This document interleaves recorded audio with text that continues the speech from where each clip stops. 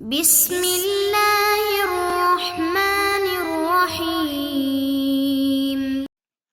السلام علیکم ورحمۃ اللہ وبرکاتہ۔ بسم اللہ الرحمن الرحیم والصلاة والسلام علی اشرف الانبیاء والمرسلین، اما بعد۔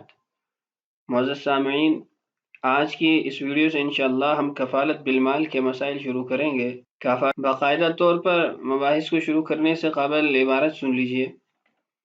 والکفالة بالمال تصح وإن جهل المكفول به إذا صح دينه.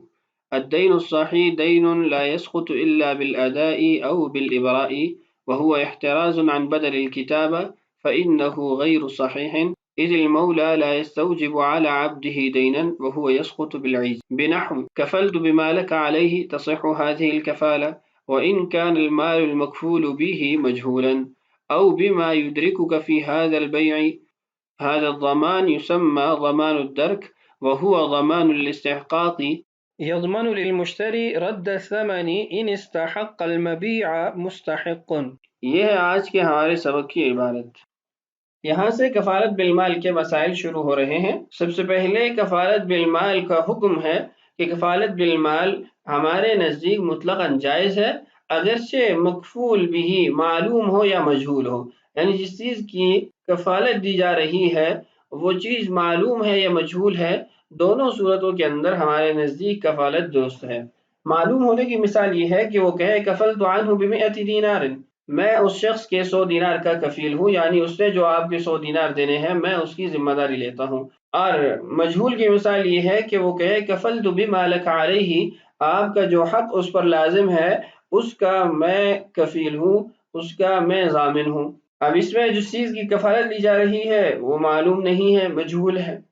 اور اسی طرح اس مال کی ضمانت لینا جو محتمل ہے اور مجہول ہو، یعنی جس کا لازم ہونا بھی محتمل ہو اور اس کے ساتھ ساتھ وہ مجہول بھی ہو۔ مثلا ایک آدمی نے زمین خریدی لیکن اس کو یہ خوف ہے کہ اس کا کوئی اور حقدار نکل آئے گا، تو ایک تیسرا شخص کفیل بنتا ہے کہ اگر ایسا ہوا تو میں بقدر استحقاق آپ کو قیمت واپس دلاؤں گا۔ اب اس صورت میں احتمال ہے یعنی یقینی نہیں ہے، اور دوسرا یہ ہے کہ مکفول بھی مجہول ہے۔ تو مکفول بھی معلوم ہو یا مجہول ہو، محتمل ہو یا یقینی ہو، تمام صورتوں کے اندر ہمارے نزدیک کفالت بالمال درست ہے۔ البتہ اس بات کا لحاظ رکھنا ضروری ہے کہ دین صحیح ہونا چاہیے۔ دین صحیح ہونے کا مطلب یہ ہے کہ ایسا قرض ہو جس کا بندے کی طرف سے مطالبہ کیا جا سکتا ہو اور زندگی میں دو ہی طریقوں سے اس سے سبکدوش ہوا جا سکتا ہو، قرض خواہ معاف کر دے یا مقروض ادا کر دے۔ اس کے علاوہ تیسری صورت اس کے ختم ہونے کی نہیں ہوتی، یا تو قرض خواہ معاف کر دے گا یا پھر مقروض قرض کو ادا کر دے گا۔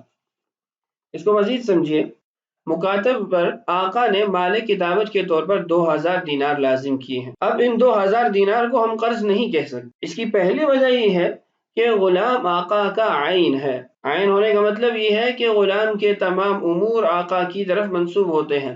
غلام کسی چیز کا مالک نہیں بن سکتا۔ جو چیز بھی غلام کو ملتی ہے وہ بغیر کسی رکاوٹ کے آقا کو حاصل ہو جاتی ہے۔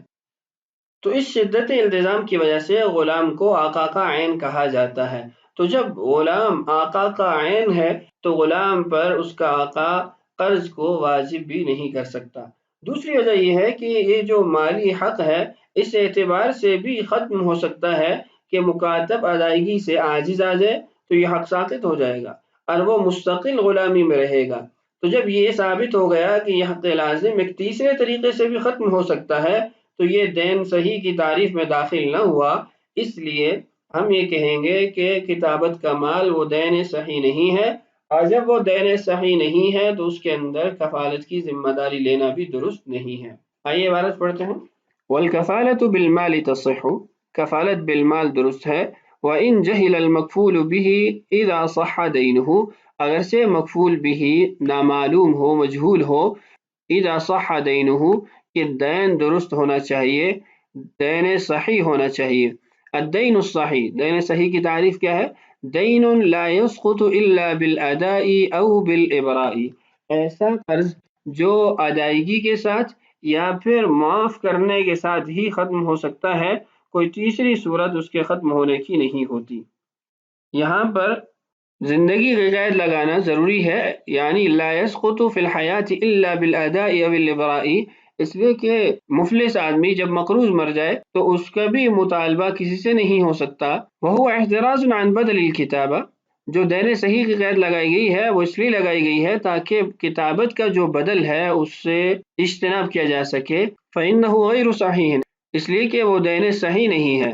کیوں؟ اذ المولا لا يستوجب على عبده دینا، پہلی بات یہ ہے کہ مولا اپنے غلام پر کسی قسم کا قرض واجب نہیں کر سکتا، لازم نہیں کر سکتا، اس لیے کہ وہ اس کا عین ہے۔ وَهُوَ يَسْقُطُ بِالْعِجْزِ، اور دوسری بات یہ ہے کہ اگر غلام عاجز آ جائے تو وہ پھر بھی ساقط ہو جاتا ہے اور وہ مستقل غلام رہتا ہے۔ تو یہاں پر یسقط بالعجز جو ہے یہ ایک تیسری صورت ہے اس دین کے ختم ہونے کی، تو اس لیے ہم کہیں گے کہ یہ دین صحیح کے حکم میں نہیں ہے۔ اس کے بعد کفالت کے الفاظ کا بیان ہے کہ کفالت کے الفاظ وہ معلوم بھی ہو سکتے ہیں، مجہول بھی ہو سکتے ہیں۔ اس کا بھی ترجمہ دیکھیے، بنحو کفلت بما لک علیہ، جو تمہارا اس پر حق لازم ہے میں اس حق کا کفیل ہوں۔ تصح هذه الکفالہ، یہ کفالت درست ہے۔ وَإِن كَانَ الْمَالُ الْمَكْفُولُ بِهِ مَجْهُولًا، اگرچہ یہاں پر جس مال کی کفالت لی جا رہی ہے وہ مجہول ہے۔ صاحب کتاب نے مجہول کی مثال ذکر کی ہے، اس کے الفاظ ذکر کیے ہیں کہ جب یہ درست ہے تو پھر معلوم والے کلمات تو بدرجہ اعلیٰ درست ہوں گے۔ او بما يدركك في هذا البيع، یا وہ کہتا ہے جو بھی اس خرید و فروخت کے معاملے میں تمہیں چیز لاحق ہوگی میں اس کا ضامن ہوں۔ یہ جو ضمانت ہے اس کو ضمان درک بھی کہا جاتا ہے۔ هذا الضمان يسمى ضمان الدرک، یہ جو ضمان ہے کہ بما يدركك في هذا البيع، کہ اس بیع میں جو بھی تجھے لاحق ہوگی اس کا میں ضامن ہوں، اس کو ضمان درک اور ضمان استحقاق کہا جاتا ہے۔ وہو ضمان الاستحقاق، ضمان استحقاق بھی اس کو کہا جاتا ہے۔ اس کی صورت کیا ہوتی ہے؟ یضمن للمشتری رد الثمن ان استحق المبیع مستحق، ضمان درک کا مطلب یہ ہے کہ مشتری کے لیے وہ اس بات کی ضمانت دیتا ہے کہ اگر اس کے مبیع میں بعد میں کوئی مستحق نکل آتا ہے، کوئی مستحق ثابت ہو جاتا ہے، میں بقدر استحقاق جو آپ کی قیمت بنے گی اس کو بائع سے لے کر دوں گا۔ تو یہ تھا آج کا ہمارا سبق جس میں ہم نے کفالت بالمال کا حکم اور کفالت بالمال کے الفاظ پڑھے ہیں۔ اگلی ویڈیوز میں انشاءاللہ کفالت بالمال کی بقیہ مباحث پڑھیں گے۔ اللہ تعالیٰ سے دعا ہے اللہ تعالیٰ ہمارے لیے اسباق کی تکمیل آسان فرمائے، اللہ تعالیٰ ہم سب کا حامی و ناصر ہو۔ السلام علیکم ورحمۃ اللہ وبرکاتہ۔